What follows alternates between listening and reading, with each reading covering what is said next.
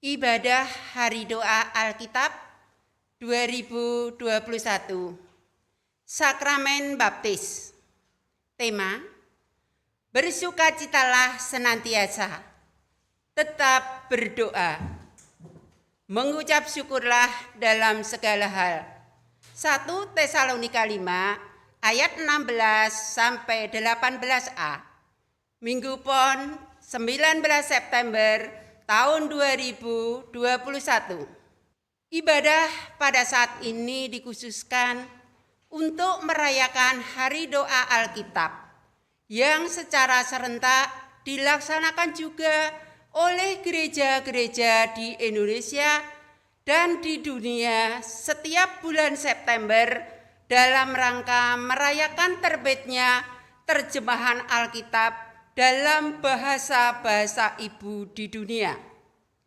Di Indonesia, Badan Pengurus Lembaga Alkitab Indonesia pada pertengahan dekade 70-an menetapkan bulan November 1975 sebagai Hari Doa Syukur Alkitab, sebab Alkitab terjemahan baru dengan ejaan bahasa Indonesia yang disempurnakan telah terbit dan digunakan bersama oleh seluruh umat Kristen di Indonesia, baik Protestan maupun Katolik. Dalam ibadah ini, kita akan memberi dukungan melalui Gereja Kristen Jawa Karangnongko yang akan digunakan untuk mendukung program penerjemahan Alkitab Perjanjian Lama ke dalam bahasa Sok Papua. Tata ibadah yang digunakan adalah tata ibadah dari Sinode GKPAI. Bapak Ibu yang terkasih di dalam Tuhan Yesus, marilah kita masuki panggilan beribadah. Marilah kita beribadah kepada Tuhan. Dengarlah firman Tuhan dalam Mazmur 100 ayat 1-2. Bersorak-sorailah bagi Tuhan, hai seluruh bumi, beribadahlah kepada Tuhan dengan sukacita. Datanglah ke hadapannya dengan sorak-sorai. Ketahuilah bahwa Tuhanlah Allah. Dialah yang menjadikan kita dan punya dialah kita, umatnya dan kawanan domba gembalanya. Bapak, Ibu, dan saudara-saudara yang dikasihi Tuhan, marilah kita masuk pada saat teduh. Di dalam kitab Mazmur 84 ayat yang ke-11 berbunyi demikian. Sebab lebih baik 1 hari di pelataranmu daripada 1000 hari di tempat lain. Lebih baik berdiri di ambang pintu rumah Allahku daripada diam di kemah-kemah orang fasik. Bapak, Ibu, dan saudara yang dikasihi Tuhan, marilah kita bersaat teduh bersama-sama untuk mempersiapkan tubuh, jiwa, dan roh kita. Saat teduh kita mulai.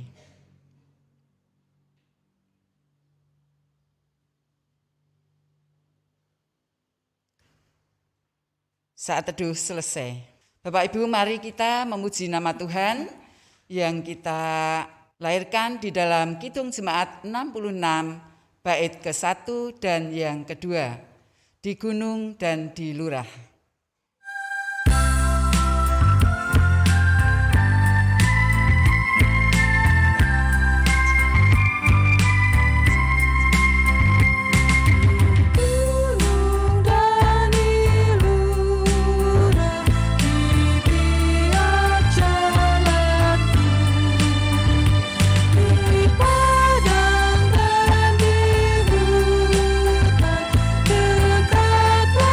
Tuhan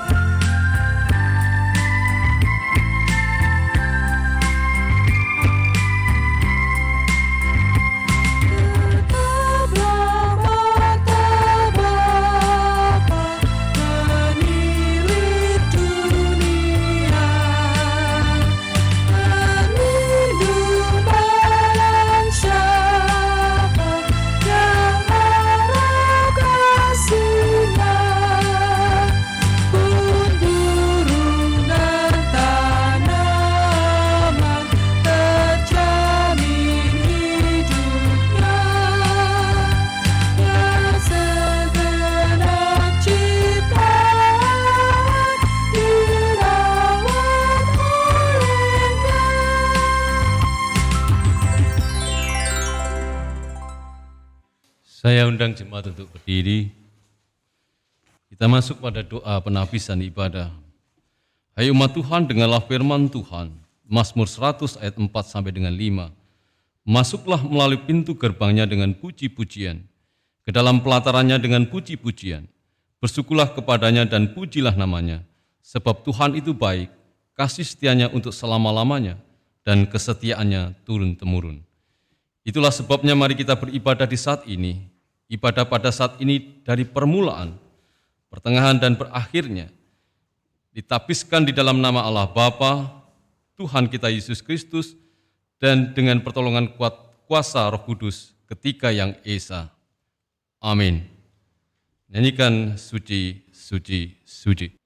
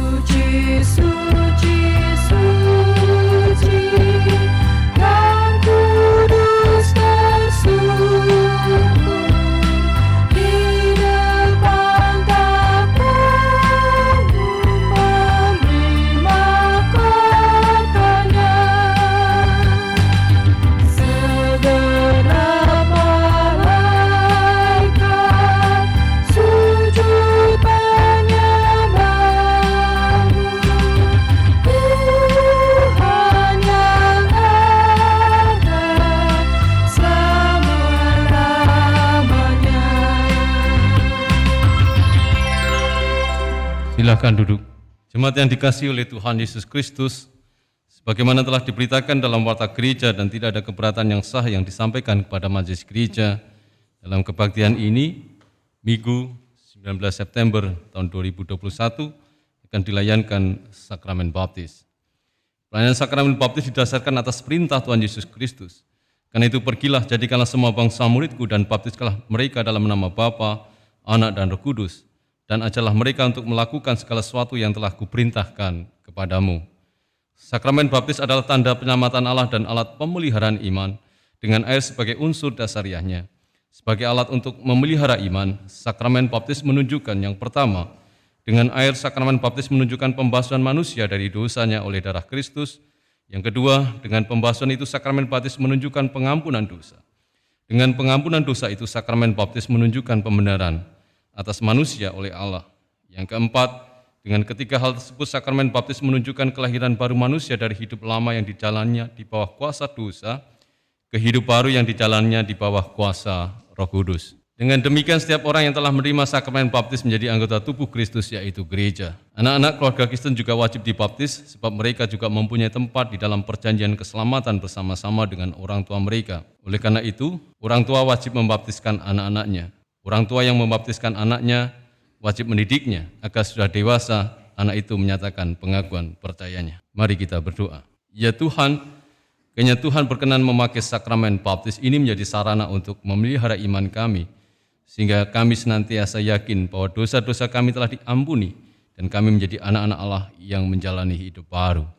Amin. Saya persilahkan saudara-saudara yang akan menyatakan baptis dewasa, Saudara Moko Hermanto dan Saudari Oktania Eka Sejati untuk maju ke depan. Dan juga Bapak Ibu Dwi Laksono Agus Prasetyo Ambar Sitojati, Bapak Ibu Supriyadi Septayu Indah Pratiwi, dan Bapak Ibu Sigit dan Yuliani. Saya akan bertanya pada mereka yang akan baptis dewasa terlebih dahulu, Saudara Moko Hermanto dan Saudari Oktania Eka Sejati. Jelas bahwa saudara-saudara menerima penyelamatan Allah dan bersedia melaksanakan kehendaknya, saudara dipersilahkan menjawab pertanyaan-pertanyaan berikut ini. Yang pertama, apakah saudara menyadari dan meyakini bahwa saudara telah menerima anugerah keselamatan yang ditandai dengan sakramen baptis? Yang kedua, apakah saudara bersedia menjalani hidup baru sebagai ucapan syukur pada Allah yang telah menyelamatkan saudara berdasarkan ajaran Alkitab? Yang ketiga, apakah saudara bersedia menerima pengembalaan jika saudara hidup menyimpang dari Alkitab? Bagaimana jawab saudara Moko Hermanto? Bagaimana jawab Oktania Eka Sejati?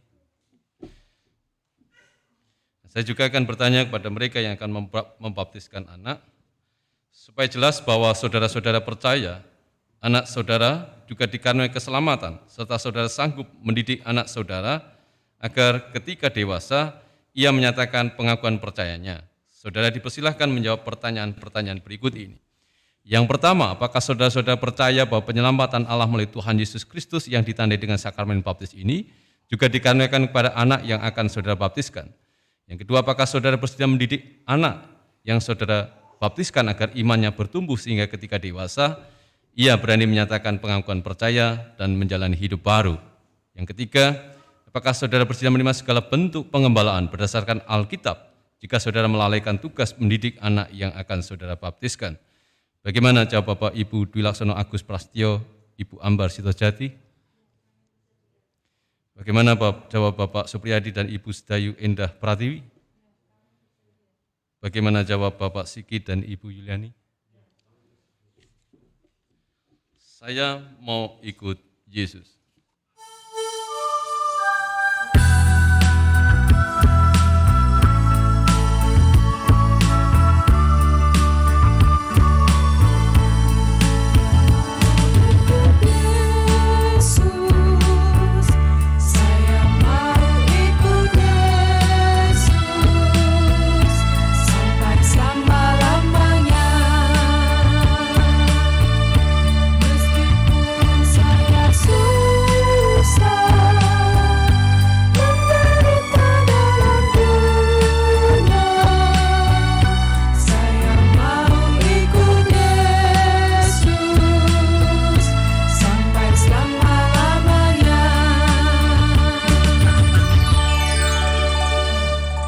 Terkasih, Saudara Moko Hermanto, saudara saya baptis dalam nama Bapa, Anak, dan Roh Kudus. Amin. Tuhan Allah menerangi hati dan membimbing hidup saudara, serta memampukan saudara menjalani hidup baru, sehingga saudara menjadi saksi perjanjian Allah. Dalam nama Bapa, Putra, dan Roh Kudus. Amin. Saudari Oktania Eka Sejati yang terkasih, saudara saya baptis dalam nama Bapa, Anak, dan Roh Kudus. Amin. Tuhan Allah menerangi hati dan membimbing hidup saudara serta memampukan saudara untuk menjalani hidup baru sehingga saudara menjadi saksi perjanjian Allah. Amin.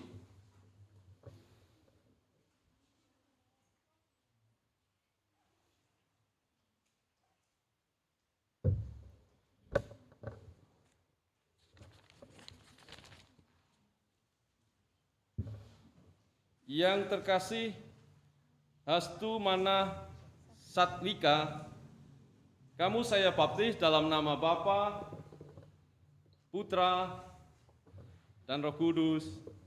Amin. Tuhan Allah yang memanggil saudara dan anak saudara ke dalam hidup baru, kiranya menolong saudara dan anak saudara sehingga mampu mencapai kesempurnaan keselamatan di dalam nama Allah Bapa, Putra, dan Roh Kudus. Amin.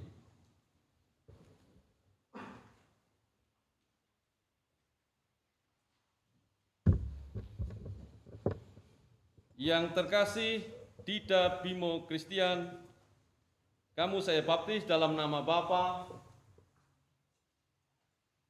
Putra, dan Roh Kudus. Amin. Tuhan Allah yang memanggil saudara dan anak saudara ke dalam hidup baru, kiranya menolong saudara dan anak saudara sehingga mampu mencapai kesempurnaan keselamatan. Dalam nama Allah Bapa, Putra, dan Roh Kudus. Amin.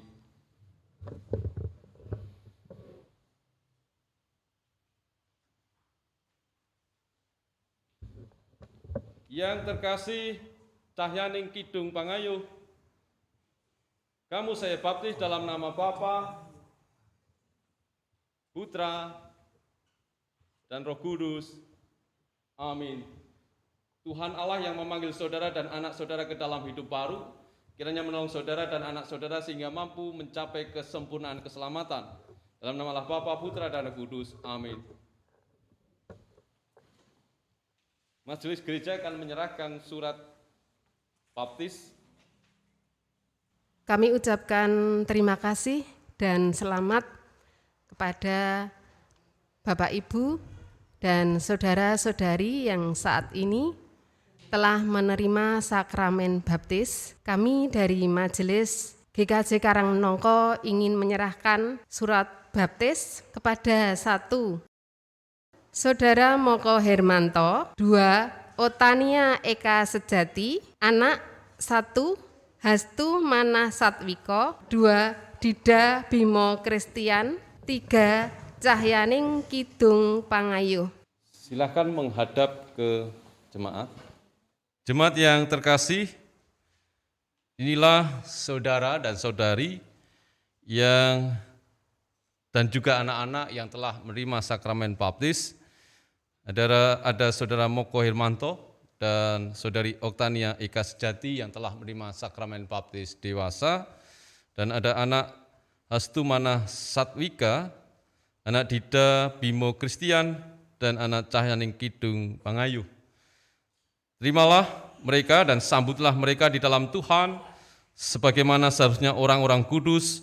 Bantulah anak-anak ini dan mereka dan orang tua yang membaptiskan anak-anak ini, agar anak-anak ini bertumbuh dalam imannya di dalam Tuhan, sehingga pada saatnya menjadi anggota gereja yang bertanggung jawab dalam pimpinan Roh Kudus. Mari kita berdoa.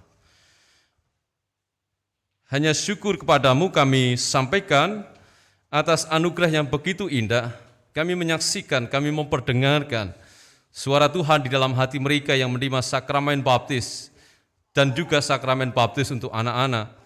Kiranya kami dimampukan menjadi orang tua yang bertanggung jawab dan anak-anak tumbuh dengan sehat, dengan pintar, cerdas, hikmat, dijauhkan dari segala mara bahaya, dan hanya berkat-berkat Tuhan yang ada pada kami. Dan kami yang menerima sakramen baptis dewasa, mampukan kami dalam hal rezeki, dalam hal keselamatan dan kesehatan. Terima kasih Tuhan, di dalam Kristus Yesus. Amin. Saya persilahkan untuk duduk kembali. Terima kasih. Tuhan memberkati. Bapak, Ibu, dan Saudara yang dikasih di dalam Tuhan Yesus Kristus, kita telah memasuki doa syukur, persembahan, penyembahan. Marilah kita bersyukur kepada Tuhan atas segala berkat dan kebaikannya dalam hidup kita dengan hadirnya Alkitab yang kita miliki saat ini. Melalui Lembaga Alkitab di Indonesia dan Lembaga Alkitab di dunia, kita dapat membaca dan menghayati firman Tuhan dengan bahasa yang dapat kita dimengerti. Marilah kita memuji dan menyembah Dia yang layak menerima segala syukur dan penyembahan kita. Doa syukur dan penyembahan saya hantarkan.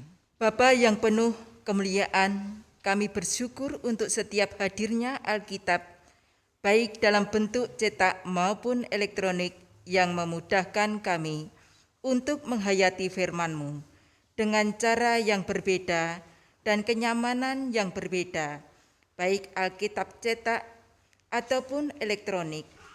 Kami menyembah-Mu sebagai inspirasi hidup kami yang hadir dalam setiap bahasa dan budaya yang berbeda, tanpa harus melawan bahkan menyingkirkan bahasa dan budaya tersebut. Tanpa harus menguasai budaya dan bahasa yang berbeda, seperti halnya dialek Banyumas, dialek Semarang, dialek Tegal yang juga harus kami hargai, sejajar dengan bahasa dan budaya Keraton Yogyakarta dan Surakarta. Terima kasih ya Tuhan, kami akan selalu ingat dan mendoakan Lembaga Alkitab Indonesia sebagai lembaga yang berkarya luar biasa bagi pertumbuhan iman di berbagai suku di Indonesia. Kami saat ini akan memberikan persembahan kami. Terimalah ya Tuhan, dalam Kristus Yesus. Amin. Mari kita kumpulkan persembahan, baik persembahan mingguan maupun persembahan khusus baptis, dengan diiringi nyanyian Betapa Hatiku 2 kali.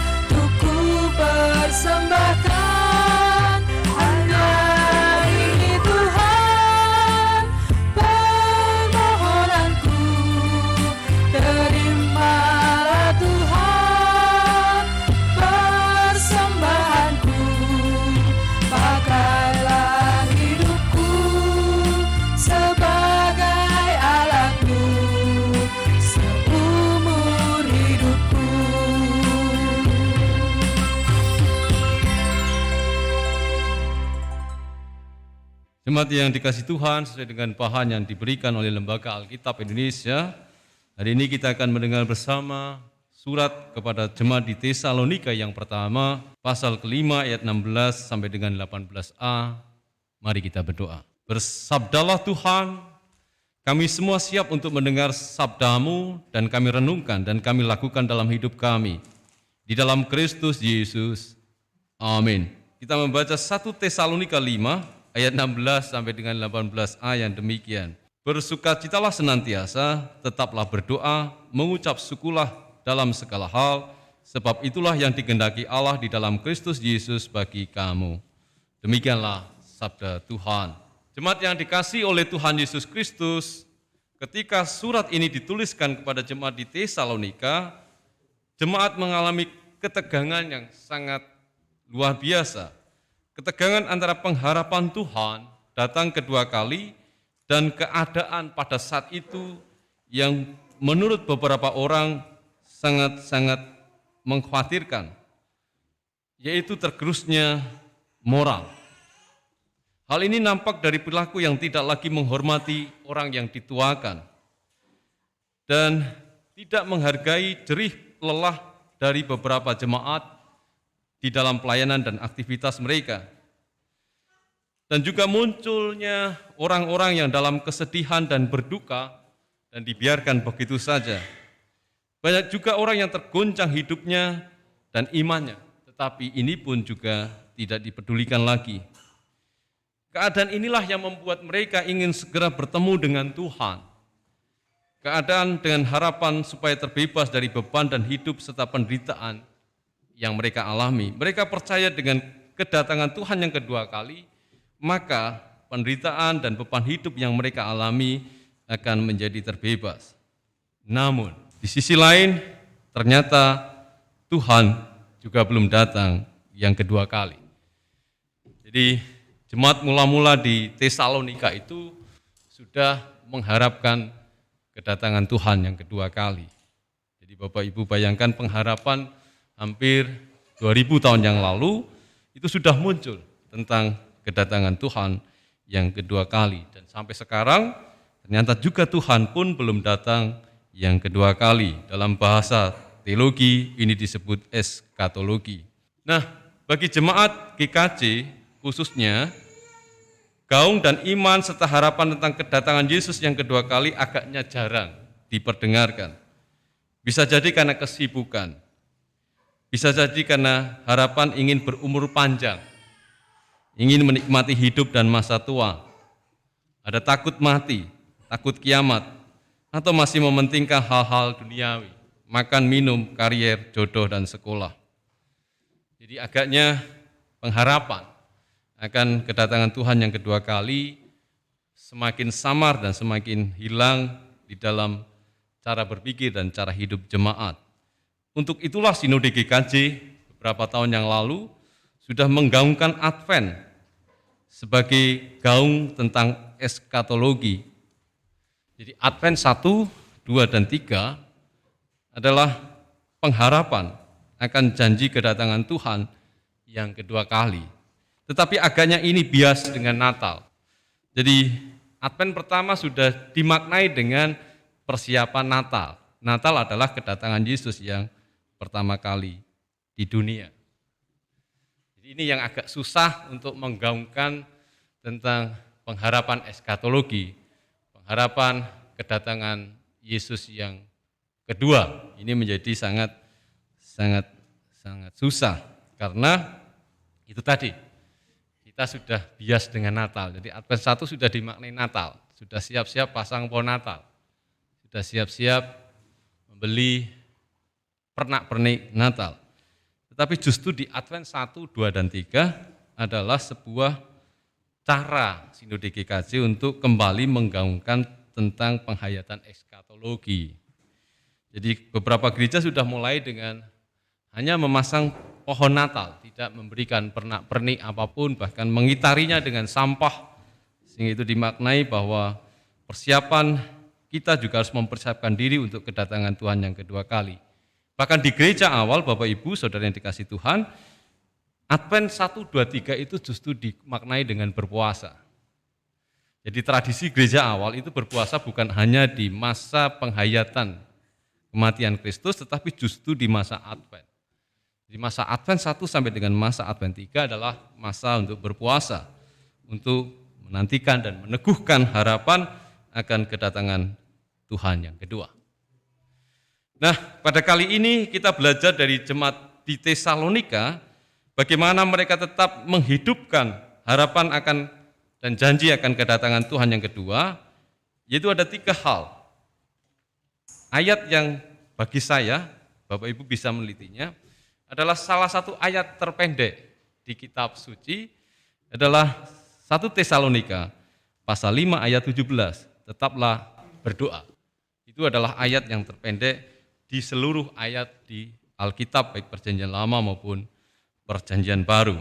Saya pernah ikut kuis cerdas cermat Alkitab, ayat yang terpendek di kitab suci 1 Tesalonika pasal 5 ayat 17. Yang pertama, tetap bersukacitalah senantiasa. Jadi ciri khas hidup di surga adalah ciri khas hidup yang penuh dengan sukacita.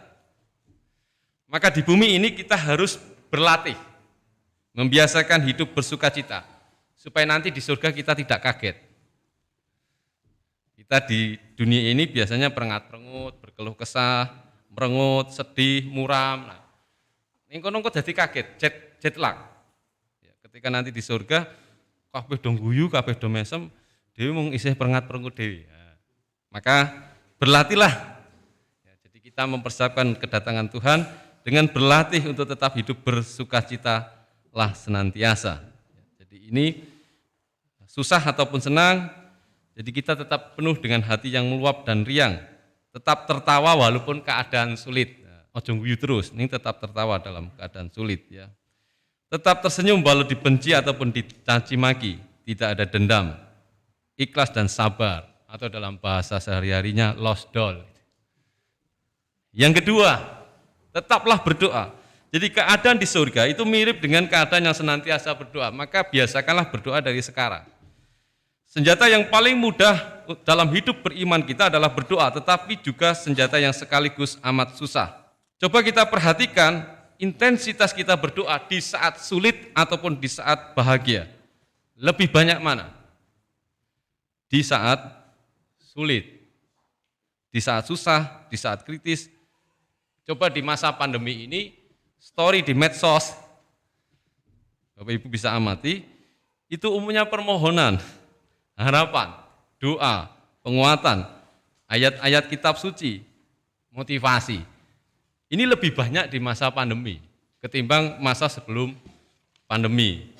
Jadi ketika kita sukses, ketika kita dalam kelimpahan, bahagia, yang ada story-nya adalah makan-makan, makanan, kumpul-kumpul, piknik, wisata, nemu spot baru, nemu menu baru, nemu hal baru. Nah, jadi kita bisa melihat dalam kehidupan kita, story di medsos ketika dalam masa susah, itu lebih banyak berdoanya, lebih banyak harapan. Tetapi story di masa bahagia, story makanan, story warung baru, ini yang terjadi dalam hidup kita. Jadi menjaga intensitas, keajekan untuk tetap berdoa, menjadi cukup tidak mudah. Berusahalah saya dan jenengan untuk tetaplah berdoa. Yang terakhir, mengucap syukurlah dalam segala hal.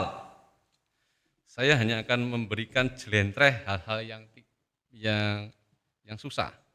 Uang habis, akhir bulan, jualan tidak laku, dibenci orang lain, diemoi, tidak lagi disapa, tidak lagi diperhatikan, hati yang luka, Betaria Sonata, hati yang kecewa, hati yang tidak dihargai lagi, tidak lagi dijadikan teman, diblokir di status WA-nya, tidak di-like, dan sebagainya, berbeda dalam pendapat dan pikiran, tidak lulus, belum kerja, nilai jelek, ditolak, difitnah, digosipkan, WA hanya centang biru, tidak dijawab blas, hanya dibaca, tidak ada lagi yang antar makanan, tidak ada yang lagi antar bahan mentah, tidak panen, ternak mati atau gagal, harapan atau cita-cita tidak terwujud, patah hati, ditinggalkan. Bisakah kita mengucap syukur dalam keadaan yang demikian? Tuhan memberkati kita. Amin. Kita masuk pada saat teduh.